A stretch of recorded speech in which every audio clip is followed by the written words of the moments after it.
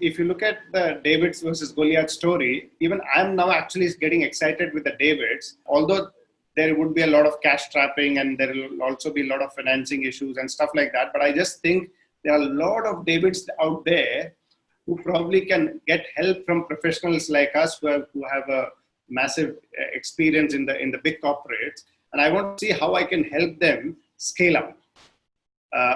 Because I see the benefit of the product, but they probably are not haven't seen the action for so long. So I think maybe that's something that is probably going to drive me ahead in saying how can I help the Davids probably become at least to medium sectors or large sector and scale up and look at monetization of the products in a much better way.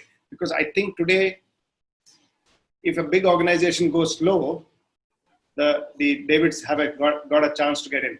Can you throw some more light about the future plans, since you spoke about the job change? About my future plans? Yes. See, I am in the middle stage at this point in time between evaluating offers either to go back into a job or into startups. So it's a mind versus heart conversation that is happening. My heart is still go more into startups where I can do advisory services, or I can help them with growth, or I can help them with making sure that product meets customer needs in a way. So my heart is saying go towards that. I'm already in chat with few startups to make sure that how meaningful is the role, and how meaningful is the long-term purpose of theirs, to make sure that it's not a short project or a short stint, but it's a slightly more long-term involvement. At the same time, mind is always rational, right? If you the next big opportunity you get, you say, okay, that's more comfortable. So I'm still in the evaluation stage. My heart is in the startup space. But there is a lot of kind of, like we say, the market is that there's a lot of, traction from the OTTs, which are kind of been calling you or pursuing you. How true or false is that? Give them my number, but there are say the startups that I'm talking to are more in the space of digital automation. Yes, streaming services has come up, and they are looking for again, the product is amazing, but they obviously want to look at clients' growth and monetization differently. And I think that's where the experience and my experience may count. And one of the startups I'm talking about is a completely new technology which the world doesn't have today, and looks very interesting. Probably it'll take time to come into full being, but I think that's also pretty. It's a new technology completely, and I think all of this is our exciting space that you want to be, because these are stuff that can make difference to the clients today. So through your 25-year-old career, and what have you often listened to in situations like these? This is the mind or the heart? I mean, if you look at all my decisions across my life, it has been hard because, see, I always believe that you should look forward to going to office. You should look forward to the team that you work with. You should look up to your bosses and inspiration. And I think when you don't get that, it's time to move on, or it's time to shift. There's nothing wrong with the environment. It's probably, does it give you the adrenaline? Does it give you the motivation? Does it inspire you? That's what I look for. And that's probably all the softer factors, right? Not the harder factors. It's often said that 8 out of 10 mergers fail. And in a people intensive business like the communications business, is it true? And since your last job was all about heading a merged entity, how good, bad, easy was it? I think as a concept, if you look at merger and acquisition, it's not wrong. And I think, but I'll tell you where it probably fails. Okay, I think merger and acquisition eventually becomes a financial decision, and it's also a product fitment. If you're in the same industry, complementary industry, supplementary industry, you're doing backward integration or forward integration. So all the concepts sound fine, but seldom does merger or acquisition look at culture fit, people fit, a complete alignment on future plans and ambitions. And I think that's where probably a lot of merger and acquisitions sound very good conceptually, sound very good financially, but doesn't materialize into action. And if the culture fit between two organizations or two companies are not good, then nothing else starts materializing, because people are moving in slightly different directions. A lot of time is going into alignments and making sure that everybody is happy, and stuff like that. So, and second is, people, different set of people have different set of ambitions, and you have grown in a certain way. So I think, I just feel that when the alignments and the culture fit is a slight misfit, the success becomes limited, or the damage in the short term becomes limited. Now, how long term is long term, we don't know. But I think if both companies have a large capacity to hold on, maybe eventually it becomes successful. But then a lot of question will start coming on the leadership, top level management leadership, right? Because how do they see, if you frequently change leadership, it only going to add to the woes. So I think the mergers and acquisitions, a lot of them fail. Either at the start it fails because it's not a financially good decision. It was done probably because of wrong reasons. But if it is financially good, and if it is supplementary, complementary, you're doing backward integration and stuff like that, then it's conceptually sound. But I think where it probably then starts failing is because of the culture and ambition. Also, do the size of the respective organizations matter? Is it always easier to manage two similar sized organizations to merge, rather than when one is large and the other is small, where suddenly the smaller one feels that it's being subsumed, if I may use the word. Yeah, you broke off. Mix and match of, see, any merger comes with its own difficulties, and I think if I look at the organizations that I work, I wouldn't say there weren't any issues during merger or after merger or even now, but I think my earlier answer of saying it's all depended on the leadership than the teams. So our successes and failures were highly dependent on how leadership was leading the team, and this is both global and at a regional or a country level. Countries which have managed this transition very well have only grown. But globally, I don't think we felt the same successes, because the transition was not smooth, nor the vision or the ambition set was fructifying into action. Okay, and looking at the media space, where do you see the entire space heading, especially in the post-COVID era? I think it's a very good question, and I think maybe I'll compare that with the past and therefore the future in media industry. See, if you look at, slightly longer, there was this whole in the earlier days, much back, it was more or less led by creative, right?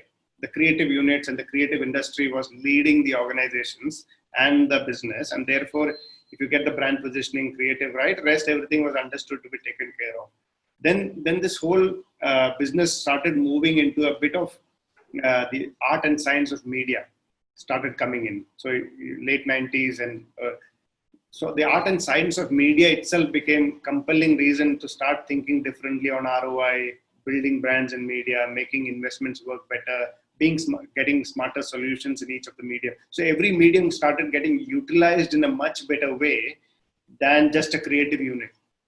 Okay, but then you started digital revolution, especially in the whole digital space started exploding and giving you opportunities, new opportunities which the traditional mediums couldn't give.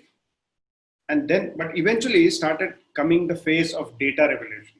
I think because digital came up, you could now trace the consumer back, and that and consumers are leaving marks behind of saying, you can target me better, or you can know my choices better, you understand me better than just understanding everybody in the same light, right?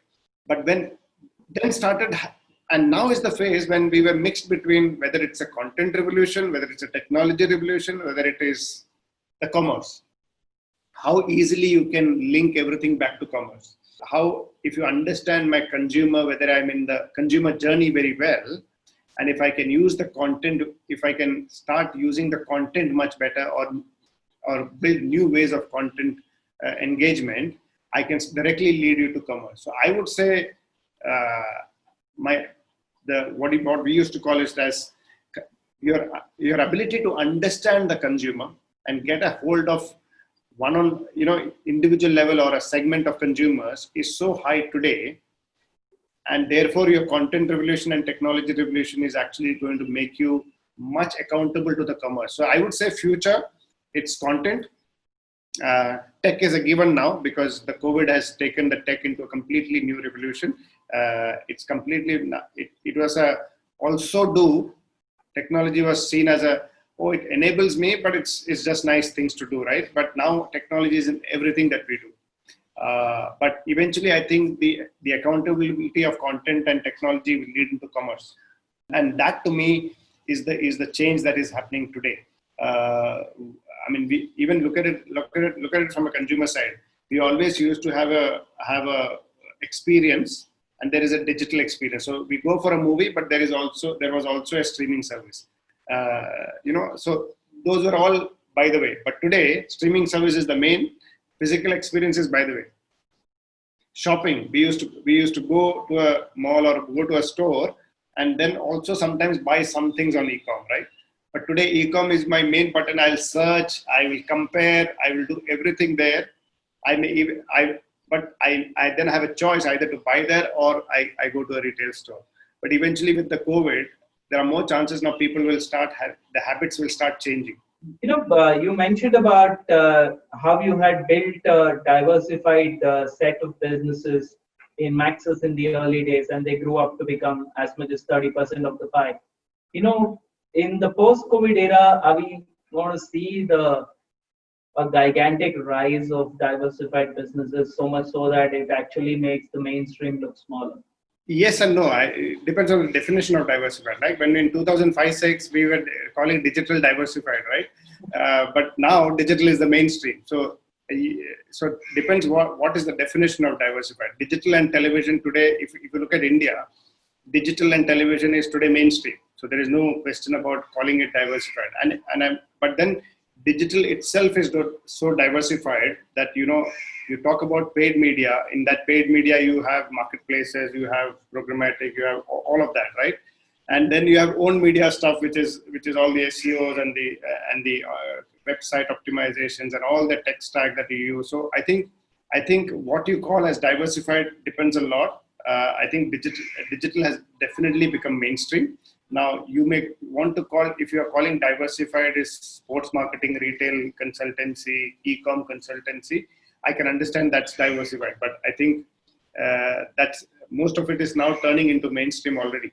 And when do you kind of look at digital overtaking television in India, considering that it's happened abroad in many markets already? See, I think I wouldn't bet on that pretty soon. The only reason is India is a pretty much very, very heterogeneous market.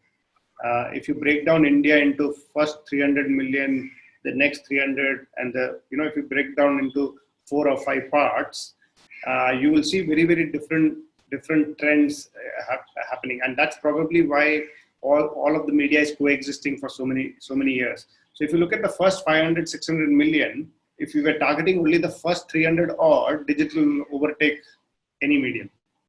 But if you were targeting the 600 to 900 million, that's where television starts playing a bigger role. Don't the larger markets account for a lion's share of marketing spends anyway? Yeah, but look at if you look at FMCGs are highly penetrated categories, and even if you look at, I can't distinguish by market because the distinguishing of population exists even within Mumbai. So you have the economic strata even within a Mumbai. Now it all depends on what product and what penetration you are doing, and therefore what category of consumers do you want to really penetrate. And that's why television still works, because even television is not saturated in India. There is 500, 600 million of people who still don't get television, forget digital.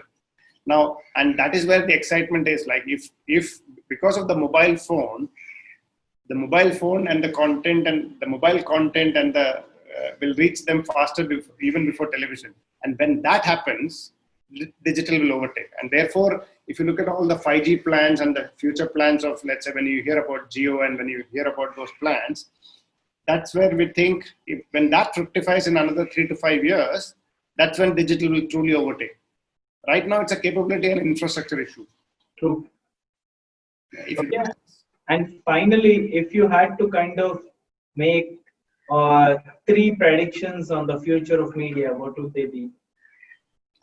That's the toughest question you asked. Okay, within our industry or media in general? In general. Okay, I mean, from the current situation that I see, and I'm not going to predict for long, but I think there'll be a lot more mergers and acquisitions within the industry, or you call it consolidation. Brilliant. What a lovely chat this has been. Thank you so much, Ajit, for taking out your time and spending this with us at PE Cafe, and wishing you all the very best for your future. Thank you, Prasad, and thank you once again. Nice meeting you, and thanks for everything.